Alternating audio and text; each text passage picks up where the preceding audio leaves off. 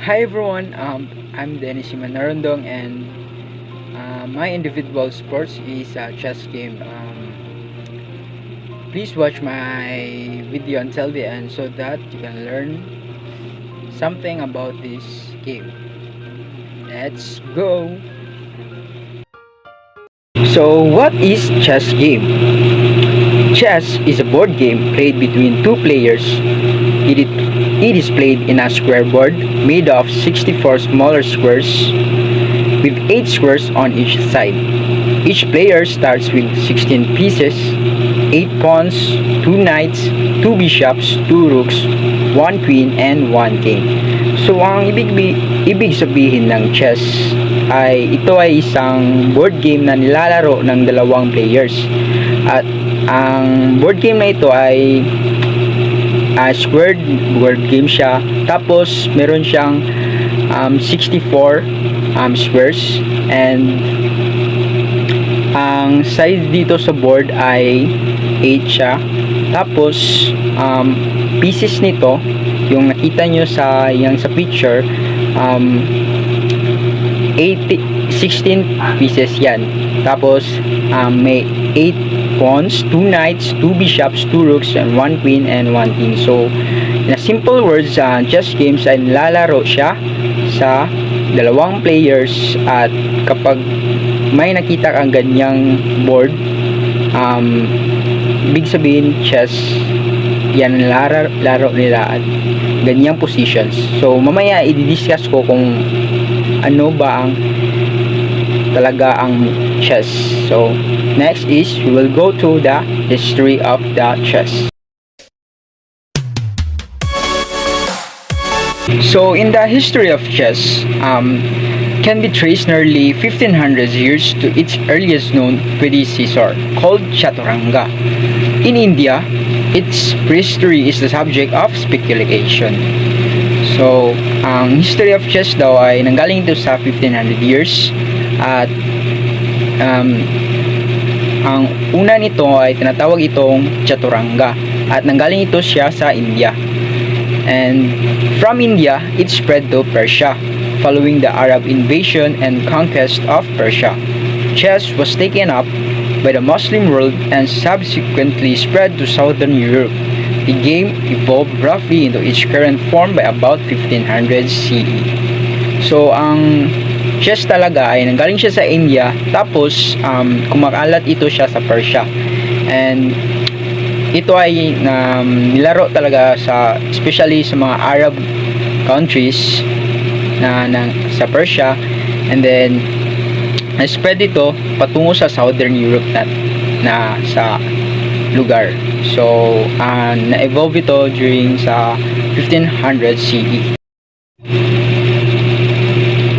So the name Chaturanga means having 4 limbs or parts, and was played on a board called Astapada.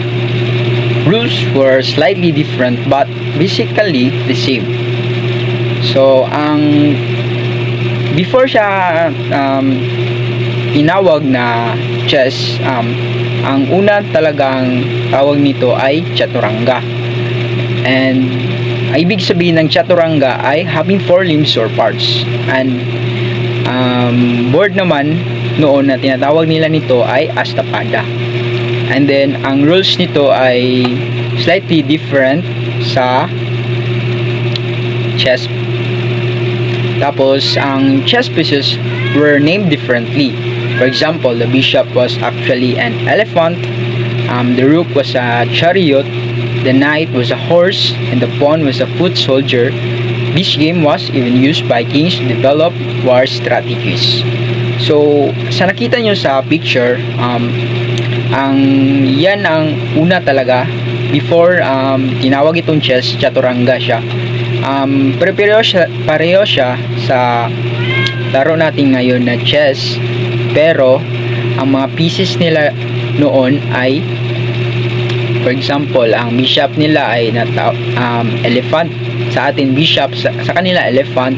Tapos ang rook ay chariot, ang knight ay horse, pareho rin sa atin horse, and ang pawn nila ay ang foot soldier. And this game was even used by kings to develop war strategies. So Noon unang panahon, chess o chaturanga ay ginagawa ito sa mga kings para gamitin nila sa pag-strategy, especially kung merong war. So yan ang history sa chess. Chess became quite a competitive game between players, sparking tournaments. Wealthy businessmen would visit chess clubs when they happened to be nearby on business. One of these chess clubs was located in New Orleans, Louisiana, called the New Orleans Chess, Checkers, and Whist Club. So, ang chess pala noon ay nilalaro ito especially sa mga businessman, at tapos ang chess ay isa siyang laro na competitive. So, ibig sabihin talaga ay yung kalaban mo ay hindi talaga magpapatalo kasi ito ay very competitive game. And then ang mga businessman noon ay maglaro sila, yan nilang ginagawang hobby, especially sa mga nagawa sila ng chess clubs. At ang chess clubs ay na-locate ito sa New Orleans, Louisiana, called sa New Orleans Chess, Checkers ang Westland. So, romantic chess was the predominant playing style from the late 18th century to the 1880s. Chess games of the period emphasized quick, tactical maneuvers rather than long-term strategic planning. The romantic era of play was followed by the scientific, hyper-modern, and new dynamism eras. So, ang chess this time sa late 18th century to the 1880s is hindi na nakita sa mga tao kung paano laruin ang chess. Tapos nakakuha na sila ng mga strategies and techniques dito, and ang romantic era na ito ay nilalaro at nag-follow it sila sa scientific, hypermodern, and new dynamism eras. The first world chess tournament took place in the late 1800s. During that time, there were many qualified players, but the first recognized player to be claimed as a world champion was Wilhelm Steinitz in the year 1886. The opponent that he played against, the Johannes Zuckerberg, which ended with 10 wins for Steinitz, 5 wins for Zuckerberg, and 5 draws. So, ang pinakauna na laro sa buong world tournament ay nagawa na nalaro ito sa time na 1800s, and during that time ang player na the first player na champion, world champion was Wilhelm Steinitz. Si Wilhelm Steinitz siya ay world champion noong 1886, and ang kanyang opponent ay nagangalang si Johannes Zuckerberg, at naglaro sila ng 20 games, tapos 10 wins si Steinitz, and si Zuckerberg 5 wins lang and 5 draws. So kaya tinaguri ang first world champion si Wilhelm Steinitz sa 1800s na time.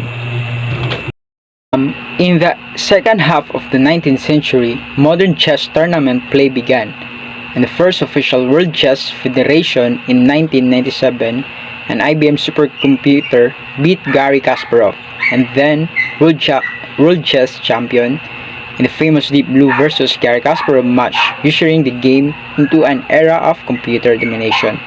So in the second half of the 19th century, nagsimula na daw dito ang modern chess tournament.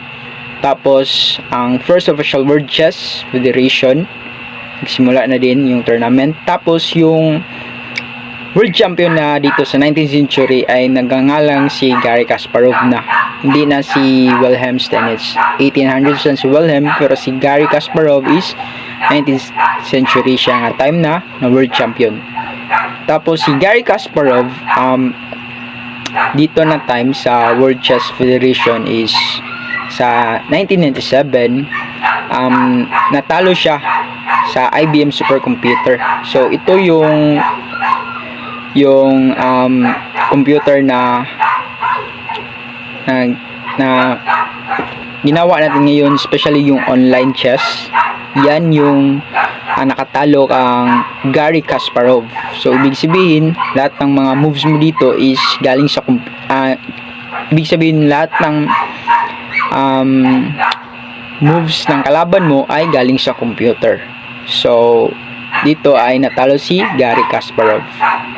Imagine that Garry Kasparov is a world champion tapos natalo siya sa computer. So ibig sabihin hindi basta-basta manatalo ang computer kasi yung mga moves dito is makikita ng computer. Kasi maka-analyze na ito yung computer dito. Yung famous na deep blue dito na time. Computer analysis, which originated in the 1970s with the first programmed chess games on the market, has contributed to much of the development in chess theory and has become an important of preparation in professional human chess. Later developments in the 21st century made the use of computer analysis far surpassing the ability of any human player accessible to the public. Online gaming, which first appeared in the mid-1990s, also became popular in the 21st century. So, kaning time sa 1970s is diri na nakita nato ang computer analysis. So, katong gi-discuss mo ganiya na napildi si Garry Kasparov sa itong udraaning IBM. So, kanang IBM is computer na siya. So, meaning kaning computer analysis is very ni siya ka-challenging if kadula nimo is computer. And then nasikat ni siya is 1990s, and not only 1990s, hangtod karon nagyapon ni siya sa 21st century na sikat ni siya. And then kaning computer analysis is every time na mag-move ka is ma-counter niya, and then ma-analyze po niya if asa ka na wrong moves o asa po rin mong best moves. And then makita niya sa mga tao, especially kung night tournament mo, makita ni siya is online lang, pwede lang siya online. Plus karon is pandemic, pwede na siya online chess, gamitan na siya online chess siya. So ang gamit juga ni siyang computer analysis sa chess kay diri nimo ma-studyhan kung asa ka na mali or asa pod na best move ang kontra nimo, din ma-counter nimo siya. Mao ni siya ang sa history of chess. So that's all.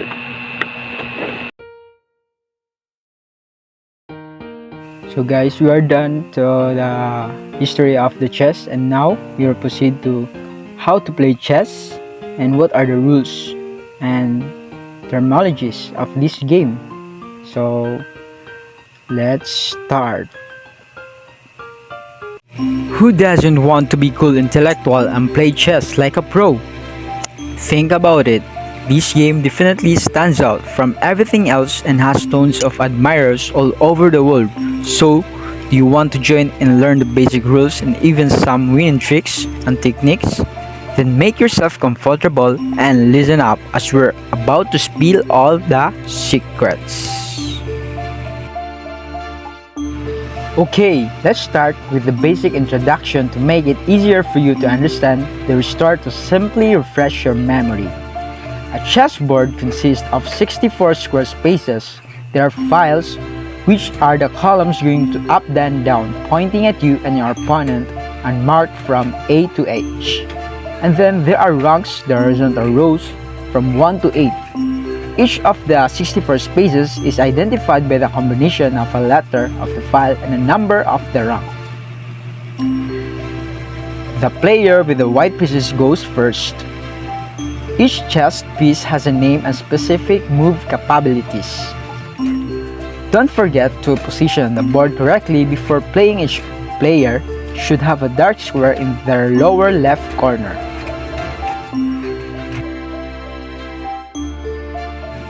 Now the first piece we're going to discuss is the rook.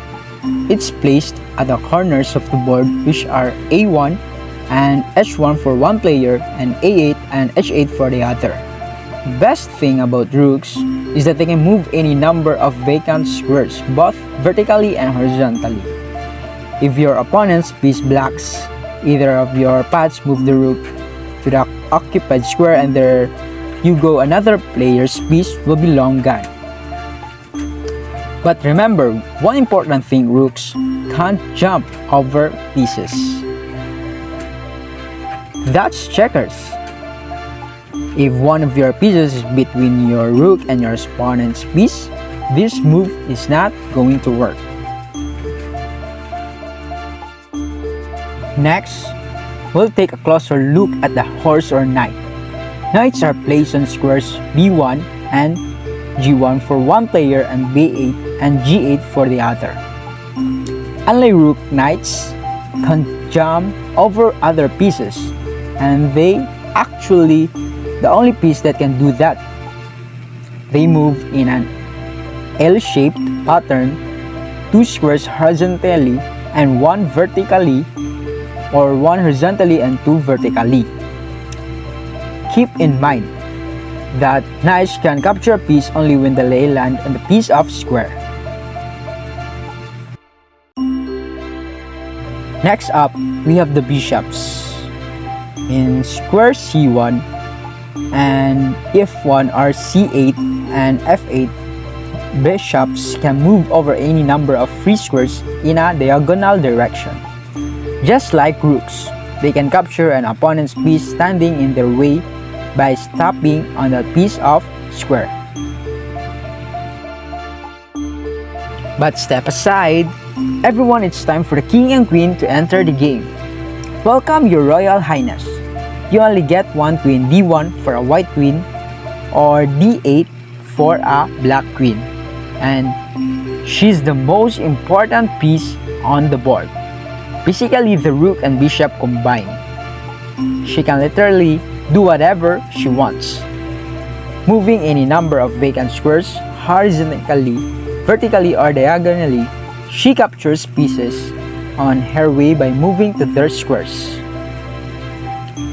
The king's place is one of the two last empty squares, e1 and e8. The king isn't as powerful as the queen and can only move one square at a time horizontally, vertically, or diagonally.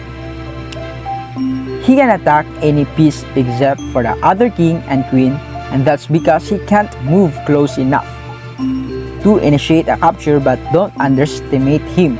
The king is unbelievable valuable. If you lose him, you lose the game. So try to protect him at all costs. Finally, we have a whole row of pawns. To show your other pieces, they take the rows from a1 to h1 for one player and from a7 to h7 for the other. Pawns move one square forward with one exception: the first time they move. Pawns can go forward either one or two squares, but no more of that after the first move. Only one square at a time for the rest of the game. Now, there's one downside to pawns. If your opponent's piece is directly in front of your pawn, you can't forward or capture the piece. Talk about inconvenience, right? The only way for the pawn to capture the piece is when that is placed one square forward, another to one to the left or right to the pawn itself. And we have all the chess pieces. Okay, to win and become a true chess champion, your task is to checkmate your opponent's king. It may sound like a piece of cake, but it's way more complicated than you might think. Checkmate basically means putting the king in a position where he'll be captured because he can't move or be protected by any other piece.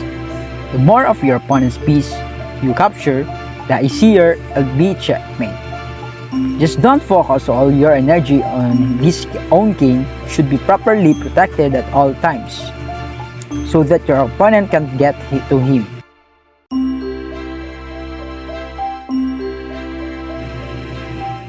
Before you checkmate your opponent, you can just check them This means that you should have one of your pieces within capturing range of your rival's king.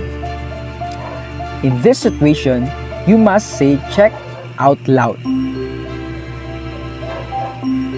Let your opponent avoid checkmate by moving their king to any free square, blocking the check by placing one of their pieces in front of the king to protect him, or capturing your piece that has placed in their king in check.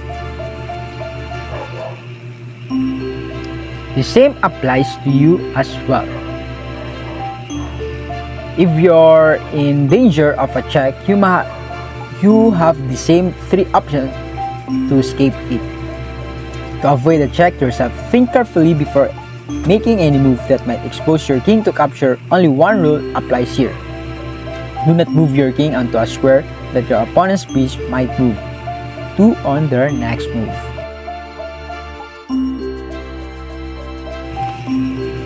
But enough with all the fury. Let's talk strategies. Even though the game ends with the checkmate, each of the pieces has its own relative offensive strength value. For pawns, it's 1 point. A knight value is 3 points, and a half points for a bishop, 5 points for a rook, and 9 points for a queen. This is really helpful when you're comparing the total point value of each player to see who has current advantage. The most important to know is the strong points of any piece. Pawns, for example, are stronger when they're together in change to protect one another. Try to keep them that way unless you see an amazing opportunity to break the chain and make a great strategic move. Knights are weak and useless if you keep them near the edge of the board. Knights can control up to 8 squares, but when you put them near the edge, this number gets cut in half. Use their abilities to advantage instead of limiting them. Bishops are at their strongest when they're on or near long diagonals. They can control more squares. Rooks have the most power in open files. Try to position your rooks on files that don't contain any of your pawns. Rooks can also be quite helpful on the 7th rank for white and 2nd rank of black, but only if your opponent's king is on the starting rank. But what about the queens? They are dripping with power on any square right. Well, the center of the board is actually the best place for them strategically, but the worst in terms of all danger. They're exposed to successful chess players. Suggest keeping the queen one move away from the center and trying not to block her movement with any of your own pieces. For the kings, there's only one strict rule. Do anything you can to make sure that your opponent doesn't get to him.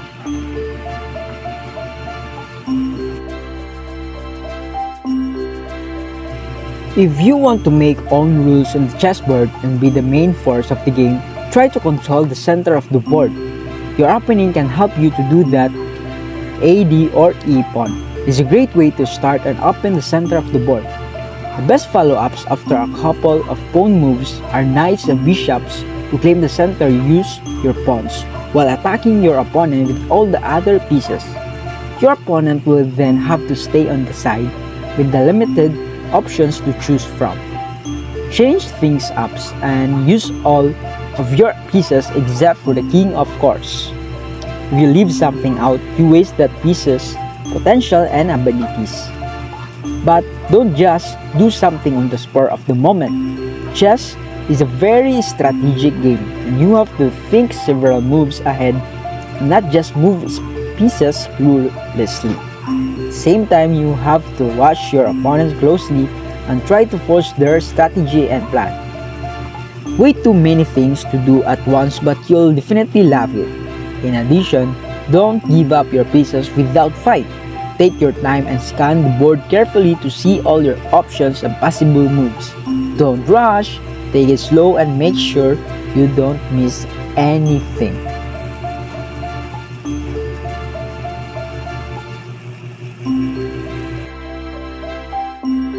Let's open this part with the pawns on peasant move.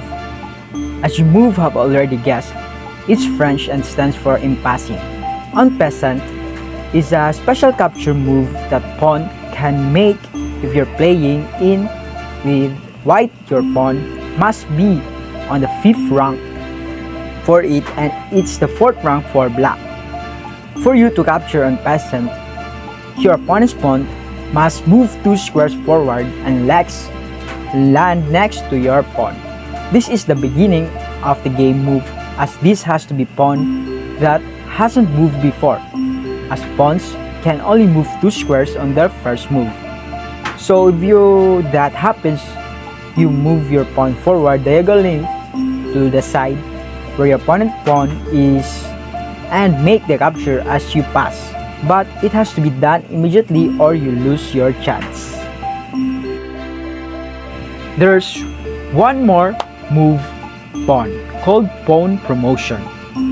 No, he doesn't get a raise if a pawn reaches the far side of the board, which is the 8th rank for white and the 1st rank for black. It must immediately be promoted to any other piece except for the king. The best way to go is to promote your pawn to the queen, but one more rook, bishop, or knight won't hurt either. Finally, there is a very useful castling move to protect the king. It's used to get the king out of the middle of its rank where he is exposed to the most danger to make the castling move your king 2 squares toward any rook and then hop that rook over the king so it lands on the square next to the king. Remember that there can't be any pieces between the rook and the king. Also, the king shouldn't be in check, and both the king and the rook have to be pieces that haven't made a single move in the game yet. If all these rules apply, you can confidently go for the castling move. The next important equipment in the chess game is what we call the chess clock, and this is based at the side of the board. When a person moves, he stops the clock and thus starts his opponent's clock. The clock shows how much time did each pair have to make all their moves. Adding a chess clock to cave brings a better level of excitement in the game of chess. Now, these tricks will help you to get started and gain confidence to play chess with the clock. These are the some traits to bear in mind when using chess clock. First, always remember to press your clock after you have moved. Second, don't forget to check whether your opponent has lost on time. Now third, press the clock with the same hand with which you have moved that piece. It is against the rule to keep a finger on the button or to hover over it. Fourth, you must not pick up the clock or punch it forcefully. Fifth, keep score carefully so that you know when you have reached the time control. Sixth and the last, make sure you know what the time limit is before you start to play. And that is the equipment of the chess game, the chess clock. Next is the 5 fundamental important chess skills. Number 1 chess skills is the visualization. Visualization is the ability to see in your mind positions which when certain moves are made without making them on the board, and seeing them so clearly so can accurately consider the implications of each new position. Imagine how it must be visualize any combination of moves in your mind and being able to see the outcome of it. The skill to visualize moves long before they actually appear on the board gives you a serious advantage over any opponent who can't do it. Visualize is a revolutionary visualization training software that can dramatically improve your visualization skill in a matter of weeks. The next is the calculation. Calculation refers to your ability to calculate the consequences of your opponent's move as well as the consequences of your intended move. A well-developed calculation skill can have a big positive impact on your confidence. It is humanly impossible to calculate all the moves in every position. You will quickly become fatigued and start making blunders due to oversights. This means you need an effective and efficient method to help you calculate the right moves.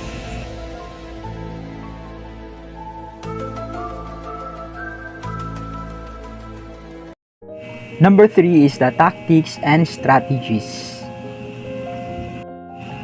A chess tactic is a move or a forced combination of moves whereby you achieve an objective.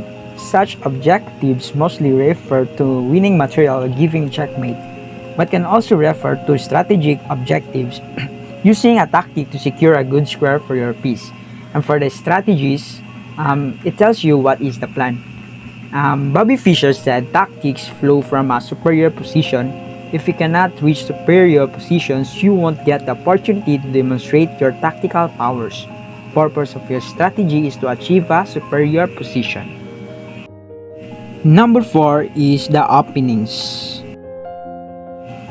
All serious chess players have their favorite openings with no in-depth. That said, you have probably heard many times that beginner or amateur players shouldn't spend time memorizing opening variations and that you should just apply the opening principles.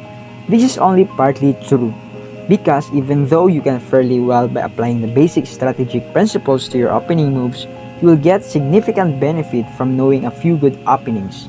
A good start to the game will have a huge impact on your overall performance. The number 5 skills is the endgames. The endgame starts when most of the pieces has been exchanged and it is safe for the kings to join the action. The endgame is very different to the opening and middle game, mainly because the issue of king safety totally changes. Pawns increase in value, weaknesses in the pawn structure become much more vulnerable. And that's all the 5 fundamental skills of the chess game.